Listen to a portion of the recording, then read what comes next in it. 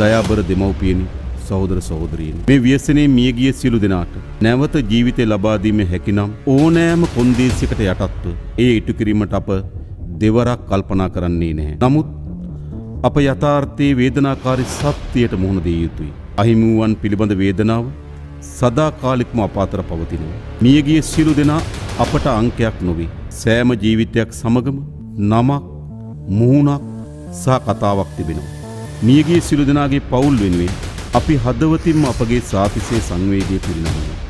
ඒ සංවේගයකට සීමා නොවේ. ඒ පවුල් වලට නැවත ඒ ජීවිතය ලබා දිය නොහැකි වුණා. සිසු සියල්ල ලබා දීම වෙනුවෙන් අප කැපවීමෙන් කටයුතු කරනවා. ඒ වගේම දැන් අතුරුදහන් වූවන් සියලු දෙනා නිරුපද්‍රිතව සිටීවාය කියන ප්‍රාර්ථනය අප තුළ තිබෙනවා.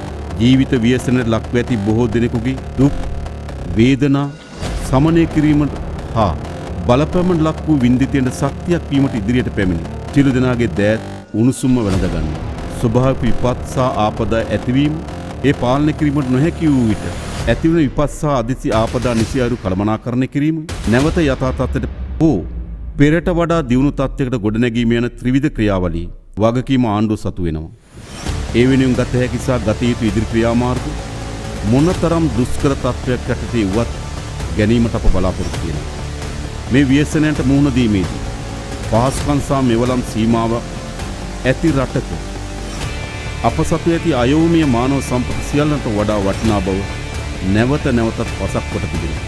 විපතකදී හැර නොයන හැම විටම පිහිටවන ආත්ම විශ්වාසයෙන් පිරුණු අපේ රටේ පුරවැසියන් පිළිබඳව අප ආඩම්බර වෙනවා.